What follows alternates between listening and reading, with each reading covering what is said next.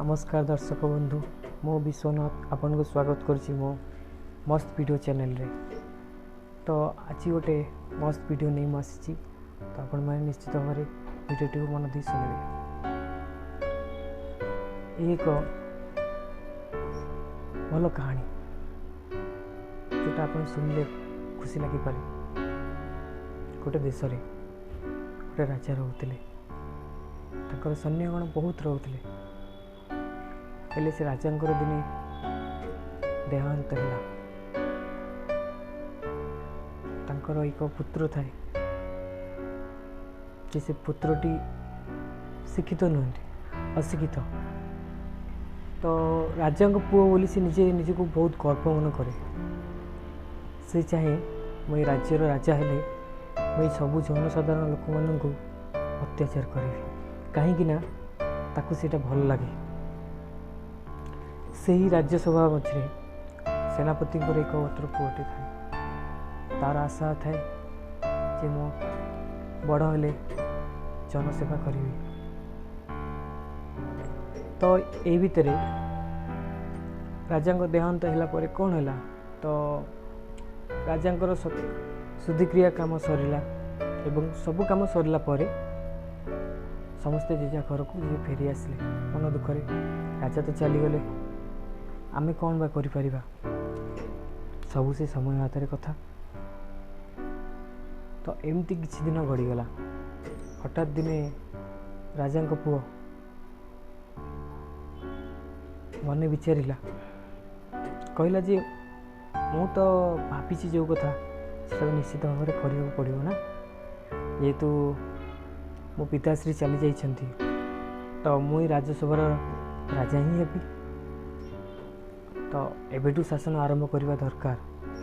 तो सी से शासन करने मंत्री महोदय को डाकिला। मंत्री महोदय उपस्थित हो कहले कौन कहवा कथा कहतु महाराज। मंत्री मुखर महाराजा डाक शुणी राजा पुओ मन बहुत खुशी हो गला। कहले यथाशीघ्र जाई सेनापति और जो मैंने अच्छा राज्य से समस्त एकजुट करंतु। मोर तांको सहित किसी गुप्तचर कथबार्ता अच्छी तो ठीक अच्छे। मंत्री महोदय राजा पुओ कथा शुणी चलीगले सेनापति को ऑर्डर देले। सेनापति को कहले जे समग्र ग्रामवासी मानक एकजुट करंतु सब प्रजा मानक एकजुट करंतु एवं महाराजा आदेश तो आज्ञार दान समस्ते राजा आज्ञा दिन मंत्री आज्ञा दिन सेनापति आज्ञा दिन प्रजा माने। तेणुक समस्त एकजुट हो गला परे राजा कौन कहले नुआ राजा होती ना कहले समस्ते आंठू भांगी तले बस। तो समस्ते आंठू भांगी तले बसिले। ए कौन कले ना कहले समस्ते मुह तलू करी भूई नाक घस।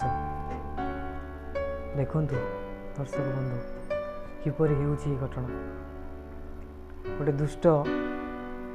दुष्ट पिलाटीर ता हाथ को जदि गोटे पावर दि जाए ताले से कौ भली भाव व्यवहार करा जाए से जानी सत कि से कौ भली भाव व्यवहार करुच्ची ये आपण मैंने शुणु टिके। तो समस्ते नाक घसवा आरंभ कले। छोट पिलाटू धरी बुढ़ी माँ बुढ़ा समस्ते।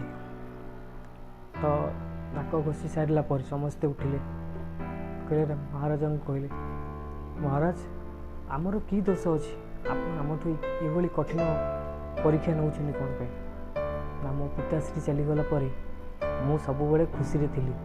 एबे मु खुशी रे रहिबी किपरि तम मानक अत्याचार कला पर तम मानक अत्याचार देखिले मन खुशी लगे। से ही गहन भितर सेनापति एकमात्र पुओ से छिड़ा हुई पचारे महाराज समस्त तो आपड़ कहले नाक घसवाई थे आप नाक घसिकी देखु कष्टा किपरि लगे। महाराज कहले तमे किए मु ए देशर महाराज ମୋ ଉପରେ କଥା କହିବାକୁ ତୁମର ସାହସ ହେଲା କିପରି? ମନ୍ତ୍ରୀଗଣ ତାଙ୍କୁ ତୁରନ୍ତ ବନ୍ଦୀ ଘରେ ରଖନ୍ତୁ। ମନ୍ତ୍ରୀଗଣ କହିଲେ, ମହାରାଜ, ମୁଁ ଥିଲି ଆପଣଙ୍କ ପିତାଶ୍ରୀଙ୍କ ମନ୍ତ୍ରୀ, ଏବେ ହେବି ଆପଣଙ୍କ ମନ୍ତ୍ରୀ। ହୁଏତ ଆପଣ କିଛି ଭୁଲ କାମ କରୁଛନ୍ତି, ସେଥିପାଇଁ ମୁଁ ସପୋର୍ଟ ଦେବିନି। ଗୋଟେ ଭୁଲ କଲେ ସେଟାକୁ ମୁଁ କିଛି କହିଲିନି, ସେକେଣ୍ଡ ଭୁଲ କରିବାକୁ ଯାଉଛନ୍ତି, ପ୍ରଥମ ଭୁଲକୁ ସେକେଣ୍ଡ ଭୁଲକୁ ଆସିଲେ, ତ ସେଇଟା ମୁଁ କେମିତି ନିଜକୁ ସଂଶୋଧନ କରିପାରିବି? ଆପଣ କୁହନ୍ତୁ। ଦୟାକରି କ୍ଷମା କରିବେ, ମୁଁ ଆପଣଙ୍କ କଥାଟି ରଖିପାରିବି ନାହିଁ। ମହାରାଜ କହିଲେ, ତାହେଲେ ମନ୍ତ୍ରୀବର, ହେଲେ ଆପଣ ବି ସେଇ କଥାରେ ଗଲେ? ତାହେଲେ ଠିକ୍ ଅଛି, କେହି ମୋ କଥା ନ ଶୁଣନ୍ତୁ, ମୁଁ ଏକା କରିବି। ସମସ୍ତେ ଏକଜୁଟ ହୋଇ କହିଲେ, ମହାରାଜ, ଆମେ ଏଠି ସମସ୍ତେ ଅଛୁ ବୋଲି ଆପଣଙ୍କୁ ସମସ୍ତେ ମହାରାଜା ବୋଲି ଚିହ୍ନିଛନ୍ତି। ଯଦି ଆମେମାନେ ଏଠିକି ନଥାନ୍ତୁ, ଆପଣ ନିଜେ ନିଜକୁ ମହାରାଜା ବୋଲିଲେ, କିଏ ବା କହିବ ଆପଣ ମହାରାଜା ବୋଲି? ଟଙ୍କା, ଧନ, ପଇସା, ସମ୍ପତ୍ତି ରଖିଛନ୍ତି ବୋଲି ଆପଣ କହୁଛନ୍ତି ମୁଁ ମହାରାଜ। ଏଇମାନେ ସମସ୍ତେ ଡାକୁଥିବାରୁ ଆପଣଙ୍କୁ ମହାରାଜ ବୋଲି ଆପଣ ନିଜକୁ ଧନ୍ୟ ମନେ କରନ୍ତୁ। ମହାରାଜ କାହାକୁ କୁହନ୍ତି? ଯେଉଁମାନେ ସେନାମାନଙ୍କର ଭଲ ମନ୍ଦ ଓ ସାଙ୍ଗସାଥିମାନଙ୍କର ଭଲ ମନ୍ଦ ସବୁ କିଛି ବୁଝିପାରୁଥିବା, ସେ ହିଁ ରାଜା। ମନକୁ ରାଜା କୁହନ୍ତିନି ତାକୁ। ଯିଏ ମନର କଥା ବୁଝିପାରେ ତାକୁ ହିଁ କୁହନ୍ତି ଅସଲ ରାଜା। ହୃଦୟର କଷ୍ଟ ଯିଏ ବୁଝିପାରେ ତାକୁ ହିଁ କୁହନ୍ତି ପ୍ରଥମ ରାଜା। ଆପଣ କି ରାଜା ହେଇପାରିବେ? ଆପଣଙ୍କ ଖୁସି ପାଇଁ ଆପଣ ସବୁ କିଛି କରୁଛନ୍ତି, ଅନ୍ୟ କାହାର ଖୁସି ପାଇଁ କିଛି କରୁନାହାନ୍ତି। ତାହେଲେ ଆପଣଙ୍କୁ ରାଜା କହିବାର ଅଧିକାର କିଏ ଦେଲା? ଆପଣଙ୍କ ପିତାଶ୍ରୀଙ୍କୁ କୁହାଯାଇଥିଲା ରାଜା, କାହିଁକିନା ସେ ସମସ୍ତଙ୍କ ଦୁଃଖ କଷ୍ଟ ସବୁଥିରେ ସେ ଆମ ପାଖରେ ଛିଡ଼ା ହେଉଥିଲେ। ଆପଣ ତ ଦିନେ କାଳେ ଛିଡ଼ା ହେଇନାହାନ୍ତି। ଆପଣ ଏବେ ଆସିଛନ୍ତି ଶାସନକୁ, କିଛି ଦିନ ହେବ। ଆପଣ ନିଜେ କହୁଛନ୍ତି କ'ଣ ନା ମୁଁ ମହାରାଜ। ମହାରାଜାର ଅର୍ଥ ଆପଣ କ'ଣ ଜାଣିଛନ୍ତି? ଆପଣ କିଛି ଜାଣିନାହାନ୍ତି। ଆପଣଙ୍କୁ ଯେଉଁଟା ଖୁସି ଲାଗେ କଷ୍ଟ ଦେବାକୁ, ତ ଆପଣ ସେଇଟାକୁ ହିଁ ଆଗ ପରଖି ନିଅନ୍ତି। ଗୋଟେ ଥର ଗୋଟେ ସାଧାରଣ ବ୍ୟକ୍ତିର ଜାଗାରେ ରହି ଚିନ୍ତା କରନ୍ତୁ, ମହାରାଜା ହେଲେ କେତେ କଷ୍ଟ କରିବାକୁ ପଡ଼େ ଆଉ କେମିତି କରିବାକୁ ପଡ଼େ। ରାଜ୍ୟ ଶାସନ କରିବା ଏତେ ସହଜ କଥା ନୁହେଁ।